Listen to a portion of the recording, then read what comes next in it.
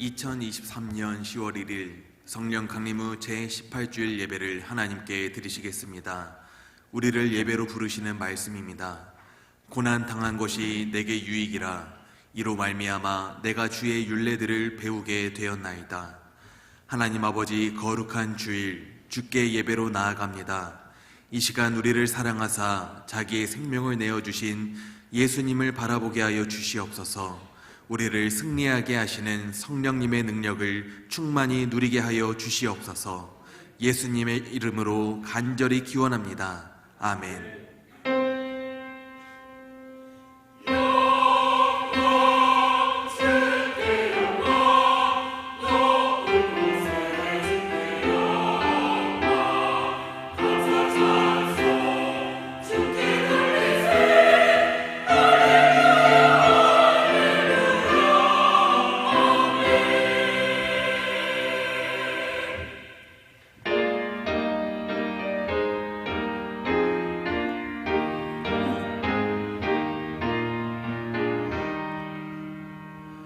면류관 벗어서 주 앞에 드리세.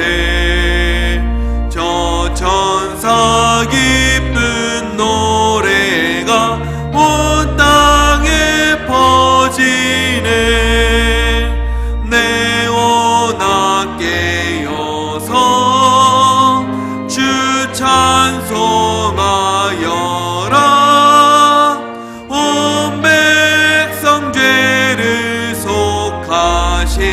만왕의 왕일세. 면류관 벗어서 주 앞에 드리세. 그 손과 몸의 상처가 영광 중 빛나네. 하늘의 천사도 영광 보고서 고난의 신비 알고자 늘은 모아도다. 면류관 벗어서 주 앞에 드리세. 온 세상 전쟁 그치고 참 평화 오겠네. 주 보좌 앞에서 온 백성 엎드려 그 한량없는 영광을 늘 찬송합니다.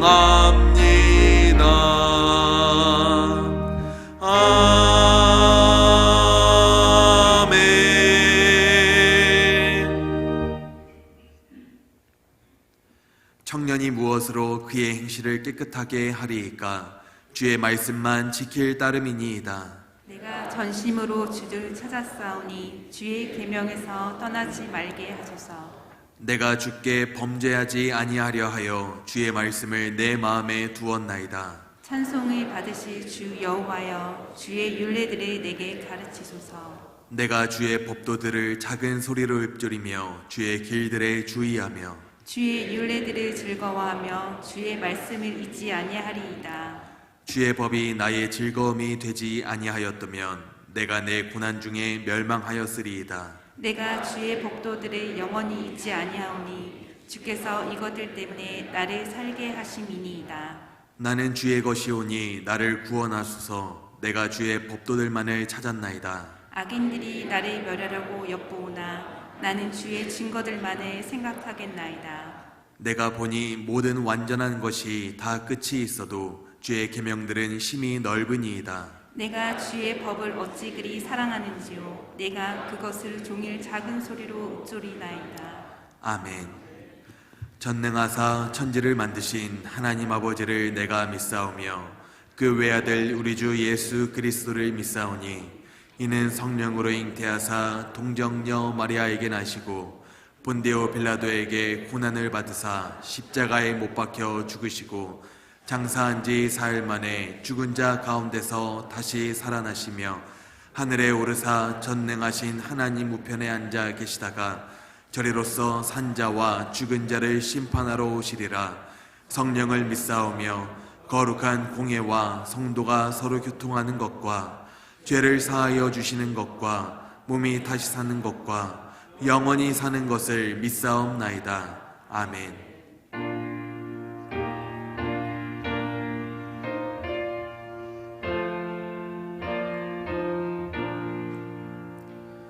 이 천지가 만물들아 복 주시는 주 여호와 전능 성부 성자 성령 찬송하고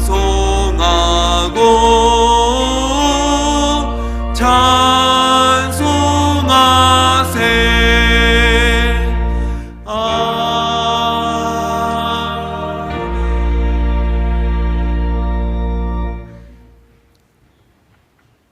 10월 첫 주 성찬 예식일 주일을 지키게 하시고 하나님 앞에 모든 것을 영광드리게 하심을 너무나 감사함을 드립니다. 지금은 추석 명절 중에 있는데 많은 인파들이 대이동을 하고 있어요.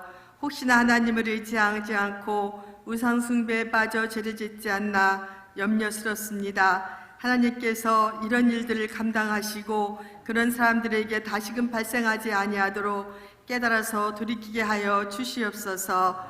하나님 감사합니다. 세상에는 홍수와 지진으로 인하여 인명과 재산 피해가 심하게 발생하고 우리나라는 당파 싸움으로 어지러운 중에 있습니다.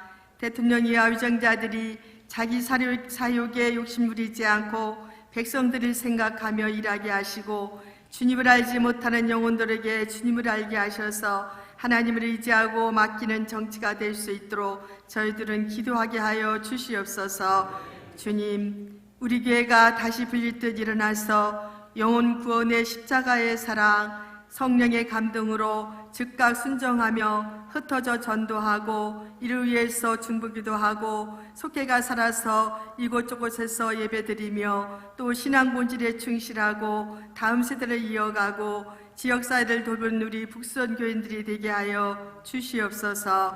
하나님 감사합니다. 담임 목사님께서 말씀을 전하실 때 하나님께서 이곳에 임재하시고 성도들은 아멘으로 화답하며 은혜의 시간이 되게 하셔서 말씀을 듣고 마음에 새겨 한 주간 살아갈 때 묵상하며 말씀을 보게 하여 주시옵소서. 지방일을 하실 때에도 건강으로 지켜주시고 지방 목사님들과의 혼연일체가 되어서 모든 일할 때 은혜로운 장안지방이 되게 하여 주시고 이제 장안지방연합회가 있사오니 많은 성도님들이 와서 은혜 받는 시간이 되게 하여 주시옵소서.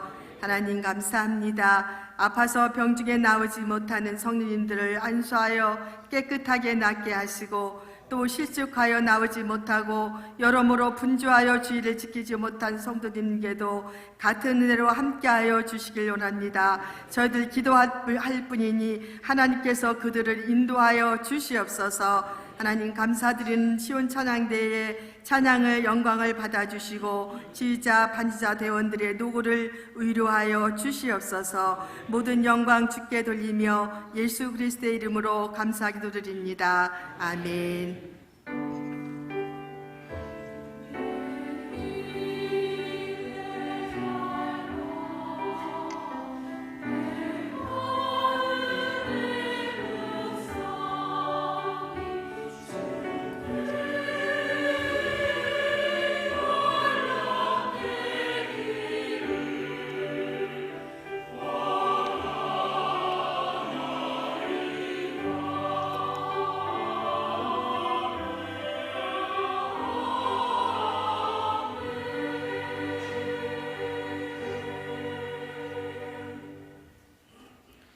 우리에게 주시는 하나님의 말씀은 열왕기상 17장 17절에서 24절 말씀입니다.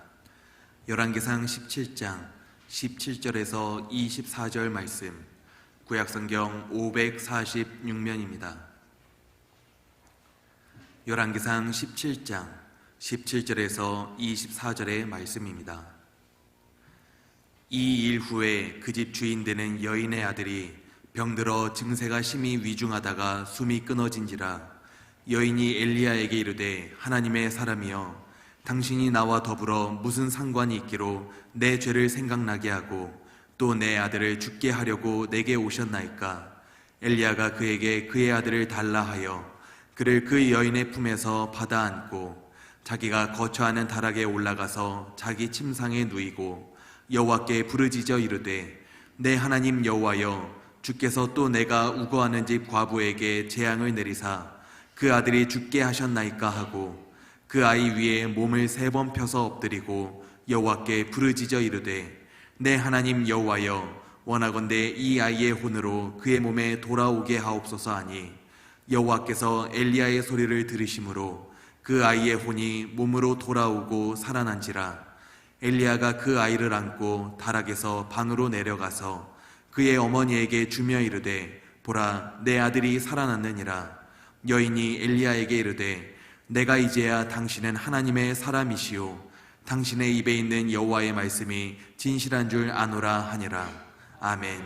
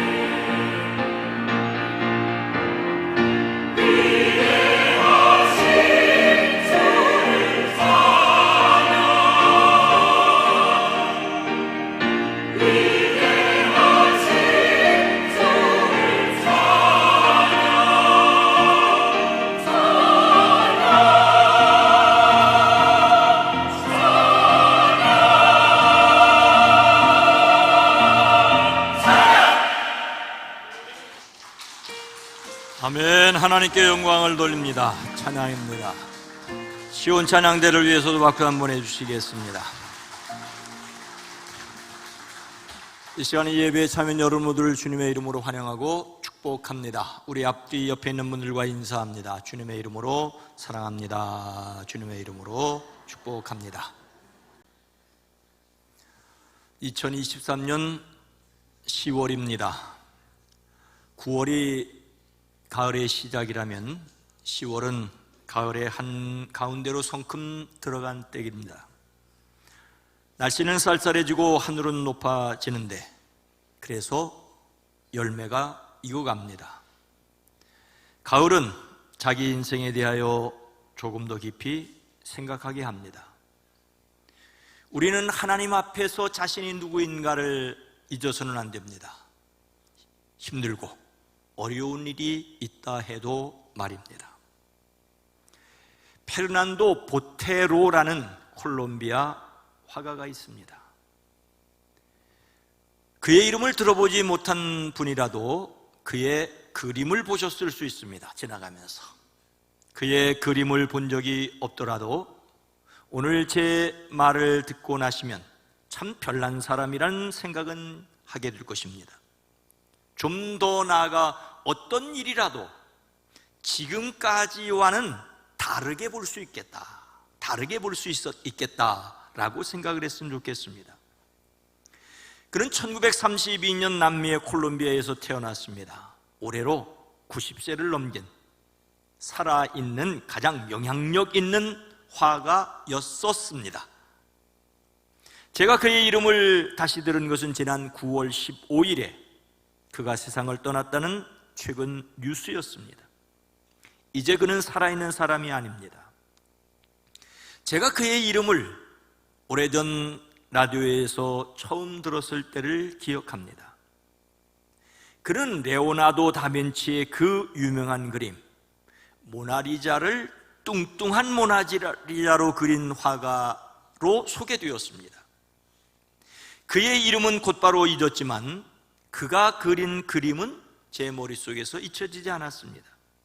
제 상식을 완전히 깨트렸기 때문이지요. 그는 왜 뚱뚱한 모나리자를 그렸느냐는 질문에 메마른 세상에 풍성함을 주고 싶었다라고 대답을 했었습니다. 그는 화가이자 조각가로서 부풀려지고 독특한 양감이 드러나는 인물과 사물을 통해 특유의 유머 감각과 남미의 정서를 표현한다는 평가를 받았습니다. 좀 과장된 인체의 비율, 뚱뚱한 모습으로 묘사된 인물 그림이 그를 유명하게 했습니다. 그에게는 아담과 하와도 예외가 아니었습니다. 아주 매우 풍성하게 그렸습니다. 사람들은 그를 가리켜 인물을 뚱뚱하게 그리는 화가라고 하지만 그는 자신은 뚱뚱함을 그린 적이 없다라고 말합니다. 다만 색감을 풍부하게 사용했고 공간을 꽉 차게 사용하려 노력한 것뿐이지 결코 뚱뚱함 그 자체를 재미거리로 소비하려고 한 것이 아니라고 강조를 합니다. 모든 것을 풍요롭고 풍족하게 표현하려 했던 그의 의도를 엿볼 수 있습니다. 그는 유명한 화가나 그들의 작품을 마치 다빈치의 모나리자처럼 그것은 조롱하려는 것이 아니라 자신만의 방법으로 경의와 존경을 표현하려고 했다고 했습니다. 그리고 그림이란 같은 주제를 다른 분위기로 만들어낼 때의 진짜 창조성이 드러난다고 주장을 했습니다. 여하튼 제게는 그의 그림이 따뜻하고 친근하고 재미있고 자유로워 보여서 좋았습니다. 여러분이 보시기에는 어떻습니까? 인생은 생각하기 나름이라고도 합니다. 하지만 우리는 하나님 앞에서 하나님의 눈 그대로 보아야 합니다. 그리고 거기에서 우리를 향한 하나님의 뜻을 찾아내야 합니다. 이스라엘은 솔로몬이 죽은 후 남유다와 북이스라엘로 나뉘었지요. 예루살렘에 성전을 지은 솔로몬이 여러 아내들을 맞아들이고 그들이 섬긴 우상을 예루살렘에서 함께 섬긴 결과였습니다. 그런데 북쪽 이스라엘의 왕이 된 여로보암은 금송아지 우상을 만들고 그것이 그들을 애굽에서 인도하여 낸 하나님이라고요 섬기게 했죠. 남유다의 르호보암도 다르지 않았습니다. 그때 유다 백성들은 높은 언덕과 푸른 나무 아래마다 산당과 돌 우상과 아세라 목상을 만들어 섬겼습니다. 더욱이 신전 남창들도 있었습니다. 이것을 깨끗이 쓸어낸 사람은 르호보암의 손자인 아사 왕이었습니다. 아사는 그의 조상들이 지은 모든 우상을 없애버렸습니다. 하지만 북이스라엘은 계속해서 우상 숭배의 늪에 빠져 허우적거렸습니다. 그 대표적인 사람이 북이스라엘의 7번째 왕이었던 아합이었습니다. 그는 정치적으로 유능했으나 종교적으로 바알과 아세라의 열렬한 숭배자였습니다. 엣바알의 딸 이세벨과 결혼하여 그의 말을 들었기 때문이었죠. 북이스라엘은 아합 때 가장 극성스럽게 우상을 숭배했습니다. 이런 아합이 다스리던 때 어떤 일이 있었습니까? 17절 말씀입니다. 이 일 후에 그 집 주인 되는 여인의 아들이 병들어 증세가 심히 위중하다가 숨이 끊어진지라. 열렬한 우상 숭배자 이세벨을 아내로 둔 아합이 이스라엘을 다스리던 그때 그곳에 선지자 엘리야가 있었습니다. 그는 아합의 우상 숭배 때문에 하나님께서 그 땅에 비도 이슬도 내리지 않을 것이라고 아합 왕에게 전달해 줍니다. 그리고 가뭄이 시작되었습니다. 그는 그리 시냇가에 숨어 까마귀가 날라주는 떡과 고기를 먹었습니다. 그 시냇물도 마르자 하나님께서 엘리야에게 이스라엘을 떠나 시돈 땅 사르밧으로 가라고 하십니다. 시돈은 오늘날 레바논 땅으로 당시에도 북이스라엘의 영향력이 미치지 않는 곳이었습니다. 그곳의 한 마을, 신약 성경에서 사렙다라 불리우는 사르밧, 우상의 본거지로 갔습니다. 전혀 예상 밖의 장소에 머물렀습니다. 하나님께서 엘리야에게 그곳에서 한 여인을 만나게 하셨습니다. 그 여인은 자신에게 남은 것이라곤 밀가루 한 줌과 기름 몇 방울밖에 없었습니다. 이제 땔감을 주어 그녀와 아들이 마지막으로 남아있는 것을 먹고 죽으려는 참이었습니다. 엘리야는 그 여인에게 자기를 위하여 먼저 음식을 만들어 가지고 올 것을 청하지요. 그렇게 하면 그 땅에 하나님께서 다시 비를 내려주실 때까지 그 뒤주에 밀가루가 떨어지지 않을 것이며 병에 기름이 마르지 않을 것이라고 하였습니다. 여인은 어찌된 영문인지 순수하게 엘리야의 말대로 하였습니다. 과연 그 여인과 아들 그리고 엘리야가 여러 날 동안 먹었지만 뒤주에 밀가루가 떨어지지 않고 병에 기름도 마르지 않았습니다. 참으로 놀라운 기적이 아닐 수 없습니다.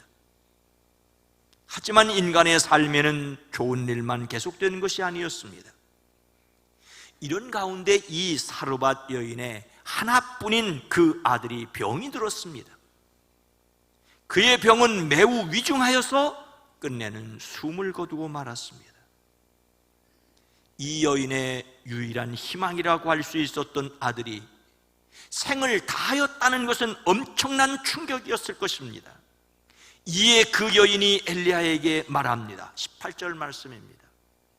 여인이 엘리야에게 이르되 하나님의 사람이여, 당신이 나와 더불어 무슨 상관이 있기로 내 죄를 생각나게 하고 또 내 아들을 죽게 하려고 내게 오셨나이까?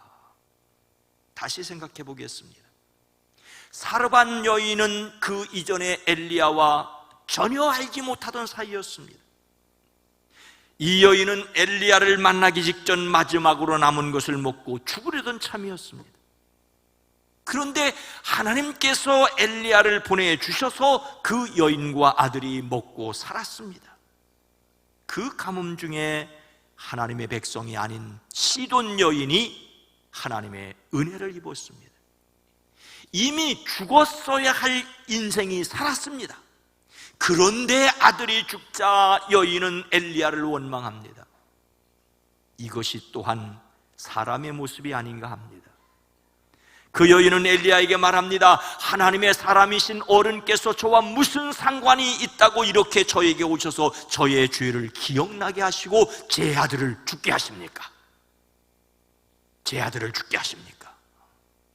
사르밧 여인이 엘리야를 하나님의 사람이라고 부르기는 하였지만 하나님의 사람으로 인정하지 않은 듯합니다. 그동안 한 줌 남았던 가루와 몇 방울 남았던 기름이 끊어지지 않는 기적으로 먹고 살았고, 엘리야를 능력을 일으키는 기적의 사람이라는 의미에서 하나님의 사람이라고 여기긴 했지만 정작 하나님이 어떤 분이신지는 믿지 않았습니다. 오히려 원망합니다. 나와 무슨 상관이 있어? 내게 와서 아들을 죽게 하셨습니까?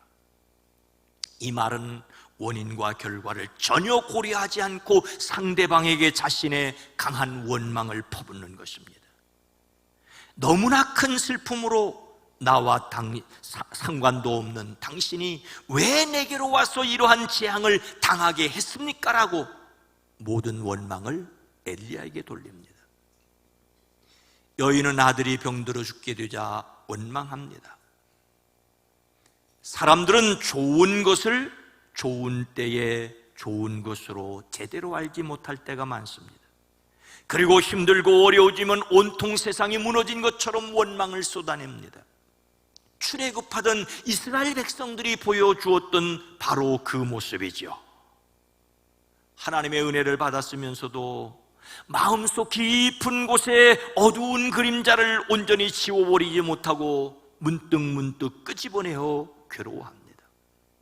그래서 우리는 하나님의 은혜의 밝은 빛으로 계속해서 나가야 합니다. 아니, 하나님의 밝은 빛 안에 계속 서 있어야 합니다. 은혜에 굳게 서시기를 주의 이름으로 축원합니다. 사르밧 여인은 드디어 무엇을 알게 되었습니까? 24절 말씀입니다. 함께 읽습니다. 여인이 엘리야에게 이르시되 내가 이제야 당신은 하나님의 사람이시요 당신의 입에 있는 여호와의 말씀이 진실한 줄 아노라 하니라. 아멘. 사르밧 여인의 원망 앞에서 참으로 답답하였을 엘리야입니다. 엘리야를 그곳으로 보내신 분은 하나님이셨습니다. 더욱이 그가 이 여인의 아들을 죽게 한 것도 아니지 않습니까? 그러나 엘리야는 이 여인의 말을 듣고 하나님을 원망하지 않습니다. 아들을 달라고 해서 그 아이를 가슴으로 받아 안습니다. 자기가 머물고 있던 다락으로 올라갔습니다. 그리고 아이를 자기 침대에 뉘어놓고 하나님께 부르짖어 기도합니다. 하나님, 어찌하여 내가 머무는 이 집에 이런 재앙을 내리시어 그 아들을 죽게 하셨습니까? 엘리야도 이 아이의 죽음을 재앙으로 받아들였습니다. 그는 계속해서 기도합니다. 아이의 몸 위에 3번이나 엎드려 몸과 몸을 맞춘 다음 부르짖습니다. 하나님, 제발 이 아이의 호흡이 되돌아오게 하여 주십시오. 우리는 여기에서 어려울 때 기도해야 한다는 것을 배우게 됩니다. 하나님 앞에 간절히 기도하는 사람들 되어지기를 주의 이름으로 축복합니다. 그러나 그 결과는 하나님께 맡겨야 합니다. 하나님께서 엘리야가 부르짖는 소리를 들으시고 그 아이의 호흡을 되돌아오게 하여 주셔서 아이가 살았습니다. 엘리야는 아이를 어머니에게 돌려주며 말합니다. 보시오, 아들이 살았습니다. 여인은 아들의 생명이 다시 돌아오는 선물을 은혜로 받았습니다. 그 여인은 엘리야를 하나님의 사람이라고 부르면서도 하나님의 사람인 줄 몰랐습니다. 그 입에서 나오는 하나님의 말씀을 들으면서도 하나님의 말씀인 줄 몰랐습니다.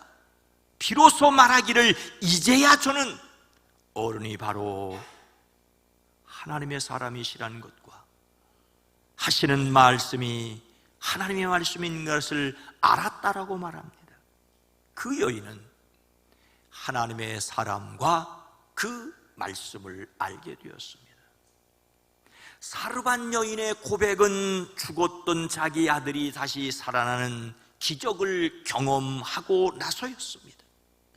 죽은 아들이 다시 살아난 사건이 이 여인의 이런 고백에 결정적인 역할을 하였던 것은 틀림이 없습니다. 하지만 하나님의 이름으로 온 엘리야 때문에 먹고 살았고 함께 죽었던 아들이 살아있을 때는 몰랐었습니다.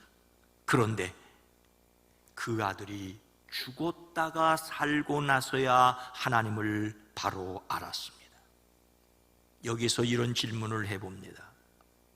하나님을 제대로 알기 위해 사랑하는 사람이 죽어야만 하는 걸까요?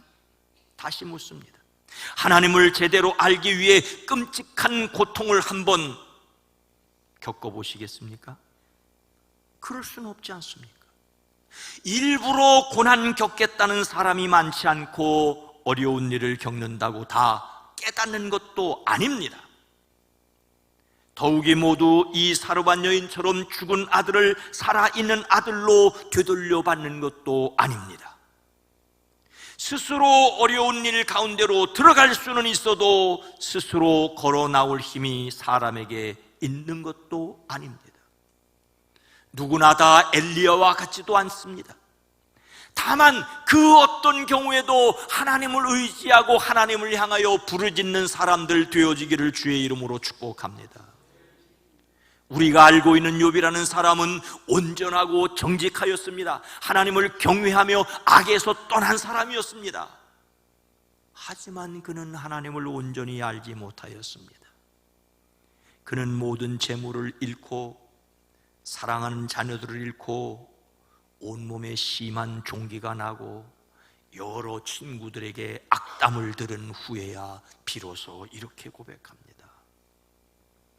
내가 죽게 대하여 귀로 듣기만 하였사오나 이제는 눈으로 주를 배움나이다.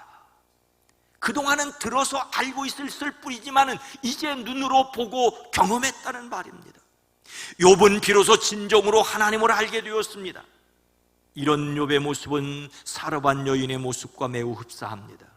하지만 고난을 겪지 않고도 하나님을 깨달았으면 얼마나 좋겠습니까? 고난을 통해서 배우는 것마저도 은혜입니다. 하나님을 더욱 깊이 알아가기를 소망하고 여러분의 삶의 모든 자리에서 하나님을 경험하게 되기를 주의 이름으로 축원합니다. 그래서 기억해야 할 말씀이 있습니다. 시편 119편 71절입니다. 함께 읽습니다. 고난 당한 것이 내게 유익이라 이로 말미암아 내가 주의 율례들을 배우게 되었나이다. 아멘. 시인은 하나님의 말씀이 얼마나 놀랍고 놀라운가를 길게 말하면서 삶에 들여진 어려운 그 어두운 그림자도 거두어 가시는 하나님의 말씀임을 고백합니다. 자신이 겪은 고난이 자신에게 도움이 됐다는 뜻 그 이상 자신은 고난을 통하여 하나님의 선하신 성품을 경험하게 되었다는 뜻입니다. 그래서 고난 겪은 것이 유익이라고 하였습니다.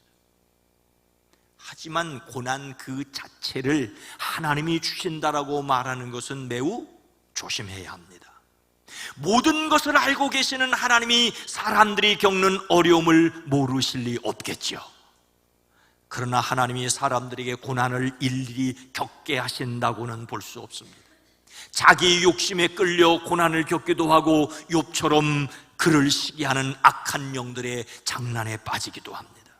그러나 어떤 일도 하나님의 계획 밖에 서 있을 수 없음을 믿기에 하나님께 고난을 통하여 이루실 선함을 희망할 수는 있습니다. 이것은 고난의 원인이 어디에 있느냐를 따지는 것이 아니라 원치 않는 고난 앞에서도 여전히 하나님을 신뢰하고 희망을 품는 것입니다. 믿음을 포기하지 않는 것입니다. 엘리야를 만나기 전 사르반 여인은 남은 가루 한 움큼 기름 몇 방울로 마지막으로 빵을 구워 먹고 외아들과 함께 생을 마감하려 했습니다. 그런 그들 가족이 엘리야를 만나 그 가뭄 중에서도 떡을 배불리 먹는 기적을 경험했습니다. 하지만 그 기적을 경험했지만 정작 하나님을 제대로 몰랐습니다. 그러니 아들이 죽자 그동안 누렸던 행복을 원하지도 않았던 삶이라며 엘리야를 원망합니다. 그리고 그 절망의 끝에서 비로소 하나님의 사랑과 하나님의 말씀을 믿게 됩니다. 죽은 아들이 살아나는 기적이 이 여인을 믿음으로 이끈 것은 사실이나 모든 사람이 이런 극한 어려움을 통해야만 하나님을 아는 것은 아닙니다. 하나님을 알기 위해 죽음의 고통을 모두 견뎌야 한다면 너무 잔인하지 않겠습니까? 하나님께서 사람에게 베푸시는 은혜가 있습니다. 바로 십자가에 달려 돌아가셨으나 다시 살아나신 예수님을 믿는 은혜입니다. 우리는 원치 않는 고난 앞에서 하나님이 무엇을 말씀하시는지, 무슨 일을 하시려는지를 깨닫기 위해 기도해야 합니다. 우리가 기도할 수 있는 근거는 나를 위해 십자가를 지고 부활하시고 다시 오시고만 약속하신 바로 그 예수님 때문입니다. 고난 속에서 하나님의 능력을 기도하는 사람들 되어지기를 주의 이름으로 축복합니다. 우리가 잘 알고 있는 대로 사도 바울은 엄청난 고백을 했습니다. 그러므로 도리어 크게 기뻐함은 나의 여러 악한 것들에 대하여 자랑하리니 이는 그리스도의 능력이 내게 머물게 하려 함이라. 바울은 엄청난 신비를 경험했습니다. 세 번째 하늘이라고 말하는 낙원에 이끌려 올라가 말로도 표현할 수 없고 사람이 말해서도 안 되는 말씀을 들었습니다. 그런 그였지만 정작 그 자신에게 육체의 가시라고 부르는 것이 있었습니다. 그것은 눈이 침침해서 제대로 앞이 보이지 않는 안질이었거나 또는 사람들 앞에서 거품을 품고 쓰러지는 간질이었을 것입니다. 그는 그것이 그에게서 떠나게 해주시기를 하나님께 3번이나 간청했습니다. 그러나 그가 들은 말은 이랬지요. 내 은혜가 내게 족하다. 내 능력은 약한 데서 완전하게 된다.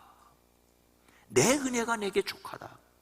내 능력은 약한 데서 완전하게 된다. 하나님께서는 바울의 요청을 거절하십니다. 그가 다른 사람을 안수하면 고침을 받는데 정작 자신은 질병을 지고 다녀야 했습니다. 하지만 그가 질병을 가지고 있다 할지라도 하나님의 능력을 드러내는 사람으로 살 수 있다는 것을 깨달았기 때문에 그는 기뻐하였습니다. 원인을 알 수 없는 고통에 몸서리치고 기도해도 하나님이 이루어 주시지 않는다고 절망할 수 있습니다. 그래서 우리는 전혀 다른 것을 보아야 합니다. 어떤 사람들처럼 완벽한 절망이 아니라 예수 그리스도 안에서 죽었다가 다시 살아나신 그리스도 안에서 완벽한 희망을 품어야 합니다. 하나님은 사람이 생각하는 것보다 훨씬 더 크고 놀라우신 분이십니다. 그 예수님을 믿기에 여전히 하나님을 바라보는 사람들이시기를 주의 이름으로 축원합니다. 사랑하는 성도 여러분, 사람 사는데 참 알 수 없는 일들이 많습니다. 하물며 하나님께서 하시는 일이겠습니까? 북이스라엘 아합 왕 때 가장 극성스럽게 우상을 숭배했습니다. 바알 선지자 450명, 아세라 선지자 400명을 나라에서 먹여 살렸습니다. 그런데 그곳에 선지자 엘리야가 있었다니까요. 엘리야가 그들을 막을 수 없었는지 참으로 궁금합니다. 엘리야가 그곳에 있었다는 것은 하나님께서 북이스라엘을 버리지 않으신다는 신호가 아닐까요? 하나님께서 이방 사르반 여인까지 잊지 않으신다고 말씀하시는 듯합니다. 사람의 생각으로는 원인과 결과 관계가 분명해야 하는데 그렇지 않은 일들이 너무 많습니다. 분명한 것은 하나님을 더욱 깊이 알아가야 한다는 것뿐입니다. 고난이 결코 즐거울 수는 없습니다. 그러나 무익하기만 하지도 않습니다. 하나님이 하시는 일을 원인과 결과로만 설명할 수는 없습니다. 모든 사람이 다빈치의 모나리자처럼 그런 미소를 띄어야 하는 것도 아닙니다. 우리는 측량할 수 없는 하나님의 은혜 안에 있습니다. 그래서 이 신부 속에서 하나님을 날마다 놀랍게 경험해 가는 저와 여러분 모두가 되어지기를 주님의 이름으로 축원합니다. 거룩하신 하나님, 자비로우신 주님, 사람의 지혜가 발달되어 하나님께서 세상을 어떻게 만드셨는지 그 법칙들을 낱낱이 밝혀가고 있지만 여전히 신비로 다가가야 할 것들이 있습니다. 그래서 답답하고, 그래서 속상하고, 그래서 원망하고, 심지어 그렇게 사랑하셨던, 만나주셨던 하나님을 버리는 사람들조차 있지만 하나님의 선하심을 믿기에 이해할 수 없는 일을 넘어 풍성하신 하나님, 신비 가운데 만나주시는 하나님을 경험케 하옵소서. 예수님의 이름으로 간절히 기도드리옵나이다. 아멘.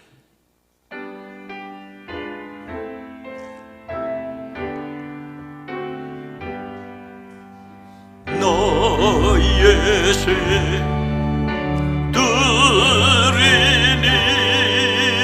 주여 받아주셔서 세상 살아갈 동안 찬송하게 하소서. 손과 발을 들이니 주여 받아주셔서 주의 이름을 위하여 민첩하게 하소서. 나의 음성 들리니 주여 받아주셔서 주의 진리 말씀만 전파하게 하소서. 나의 보아들이니 주여 받아주셔서 하늘나라 위하여 주 뜻대로 쓰소서. 나의 시간들이니 주여 받아주 평생 돌아 주 위에 봉사하게 하소서.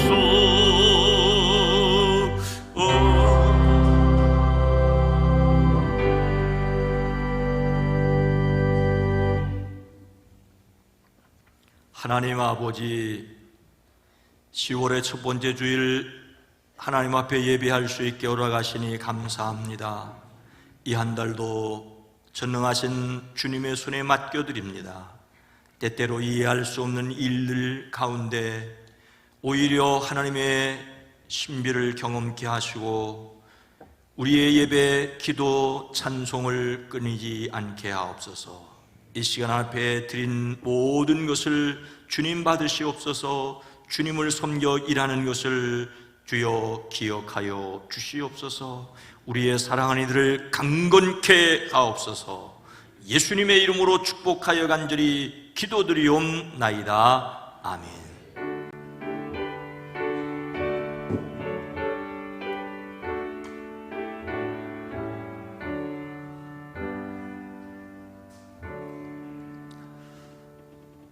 매월 첫 번째 주일에 함께하는 성찬식, 10월 첫 번째 주일에 함께합니다. 떡을 분구위원들에게 받으셔서 가운데 있는 포도주 집에 찍어서 받으시는 것입니다. 찬송가 227장 1, 2, 3절을 부르심으로 성만찬 예식을 시작하겠습니다.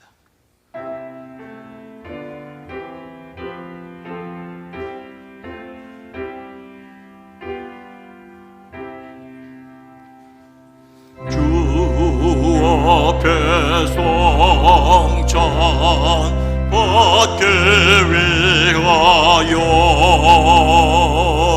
이 죄인 감이 나옵니다.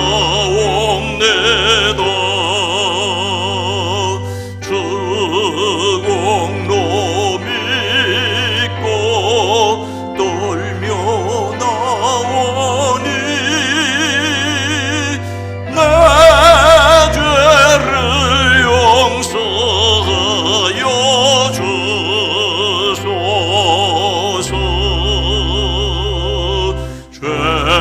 죄길로 나아가 방황했으나 주 앞에 감히 돌아옵니다. 자녀 될 자격 내게 없어도 주 나를 용납하여 주소서. 한 번만 주의 음성 들어도 그 말씀 내게 능력 되어서 이 세상 마귀 유혹 이기고 원수의 비방 맞게 됩니다.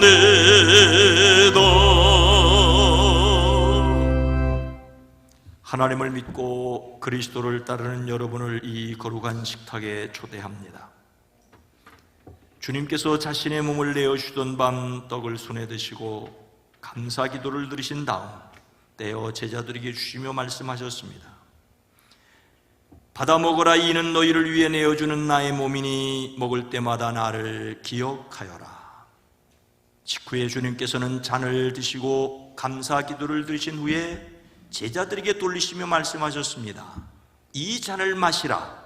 이는 죄의 사함을 얻게 하려고 많은 사람을 위해 흘린 새 언약의 피니 이를 행할 때마다 나를 기념하여라. 기도합니다. 거룩하신 하나님, 일찍이 주님께서 세상에 보내셨던 성령을 지금 다시 보내주사 진설된 떡과 포도주 위에 임하셔서 이 식탁을 성별하옵소서. 또한 성령께서 여기 모인 우리 위에 함께하사 이 떡과 포도주로 영원한 생명의 양식이 되게 하시며 이를 먹고 마심으로 그리스도의 새로운 몸을 입어 세상을 변화시키는 능력이 되게 하옵소서. 우리 주 예수 그리스도의 이름으로 기도하옵나이다. 아멘. 이제 하나님의 백성으로서 주님께서 가르치신 기도를 함께 드리시겠습니다. 하늘에 계신 우리 아버지여,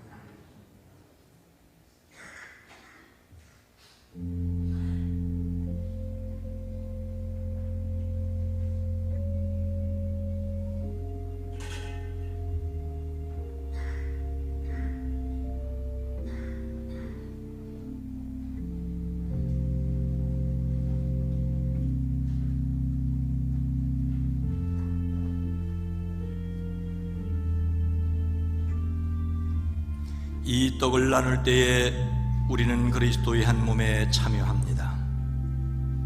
이 잔을 나눌 때에도 우리는 그리스도의 피에 동참합니다.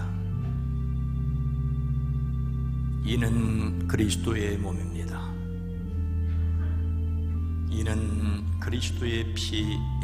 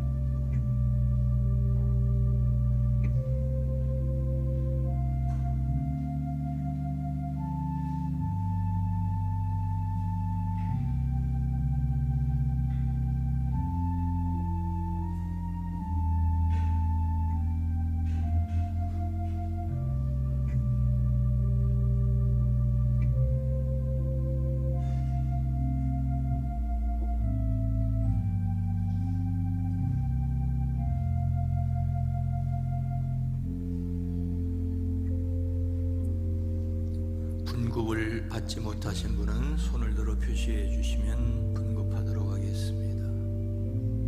분급을 받지 못하신 분은 표시해 주시기 바랍니다.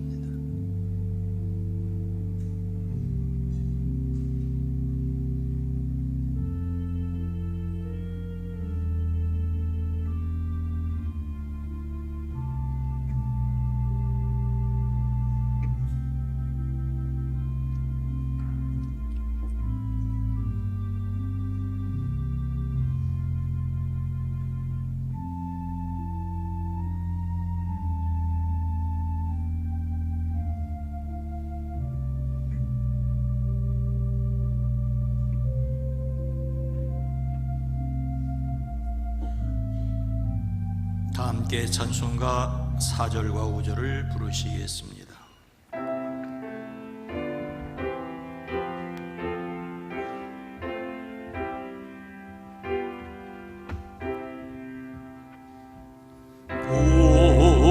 온유한 저의 음성 듣고서 죄인은 와서 죄의 모든 병 성도들 함께 참여하여서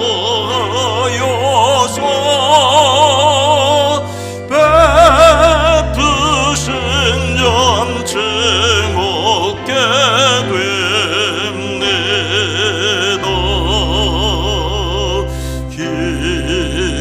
기도와 찬송 주께 드리고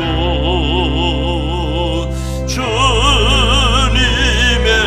뜻과 찬을 받으니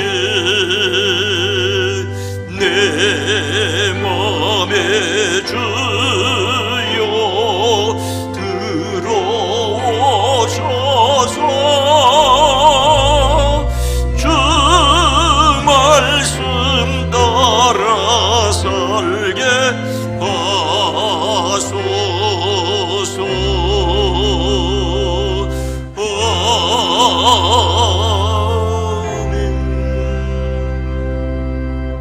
이제 다 함께 감사의 기도를 드리시겠습니다. 우리를 위해 생명을 주시는 하나님 아버지, 이 거룩한 신비에 감사드리오며 성령의 능력 안에서 새 사람이 되어 하나님 나라가 이 땅 위에 임할 때까지 그리스도의 일꾼으로 살게 하옵소서. 2023년 10월을 살아가는 저희들의 삶의 자리, 거기 하나님이 함께 계심을 믿기에 나를 사랑하신 그 하나님의 사랑을 믿기에 머리로 이해할 수 없는 것 가슴으로 받아들이고 가슴으로 받아들일 수 없는 것조차도 하나님의 이루실 놀라운 일을 소망하며 살아내게 하옵소서. 우리가 살아가는 이 땅, 이 세계를 주의 긍휼로 감싸심을 우리로 깨달아 알게 하옵소서. 예수님의 이름으로 간절히 기도드리옵나이다. 아멘.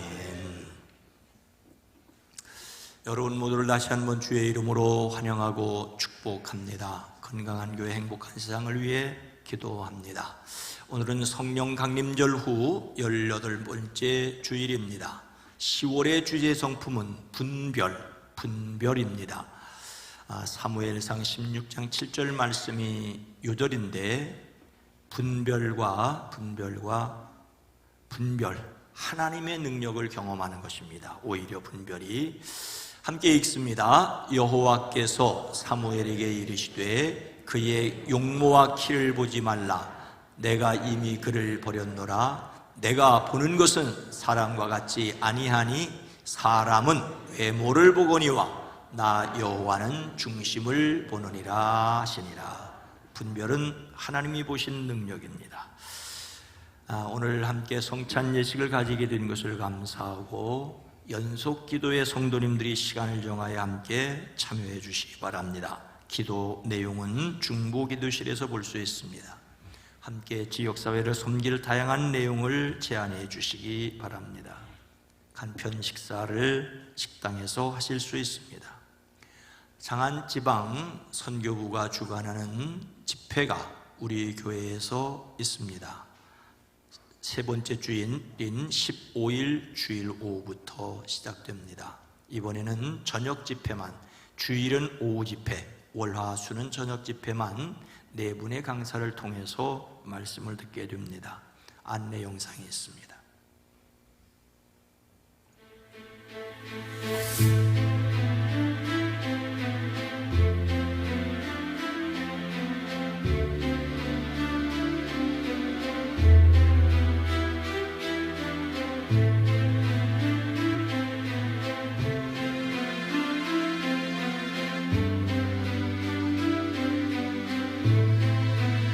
천국이 사실이고 천지를 창조한 하늘 아버지가 나 같은 죄인 놈을 사랑하다 구원할 길이 당신의 하나밖에 없는 아들을, 죄 없는 아들을 내 대신 우리 주님은 죽이시고 여러분들을 자녀 삼기 위하여 이처럼 사랑해 주셨습니다. 이처럼이라고 하는 단어 하나에 하나님이 부어주신 은혜는 너무나 커요. 6시간 동안 예수님께서 십자가에 달려 죽으시면서 변하지 않는 처음 마음 그대로, 첫사랑 그대로, 하나님을 사랑하는 마음 그대로, 무너진 성전이 재건되는 전도하고 제자 훈련하고 교회 세우고 딴 데로 옮기고 그랬는데 3차 때는 이런 말이 많아요. 제자들을 권하고 1, 2차 때 그 예수 믿고 교회를 섬기는 제자들을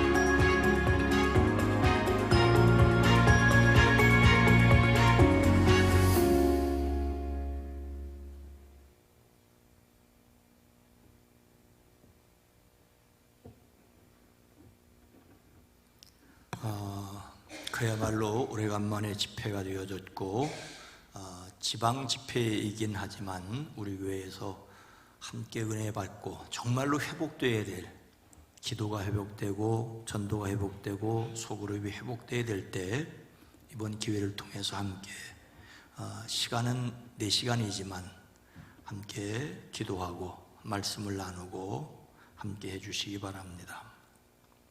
꼭 시간을 구별해서 지금부터 그때 있을 일 빨리빨리 정리하고 각오하고 함께 은혜 받는 일에, 회복되는 일에 함께 해 주시기를 바랍니다. 경기연의 교역자 체백대회가 이번 주 목요일에 있고요. 어국선 권사님, 김연희 권사님 장남 오수영 군의 결혼식이 이번 주 토요일 오후 5시에 있습니다. 기억하시고 축복해 주시기 바랍니다. 다 함께 일어나셔서 교회 비전을 함께 나눕니다. 예수님께서 두루 다니며 가르치셨습니다. 우리는 다음 세대를 세우는 교회입니다. 예수님께서 천국 복음을 전파하셨습니다. 우리는 신앙 본질에 충실한 교회입니다. 예수님께서 모든 약한 자를 고치셨습니다. 우리는 지역사회를 섬기는 교회입니다.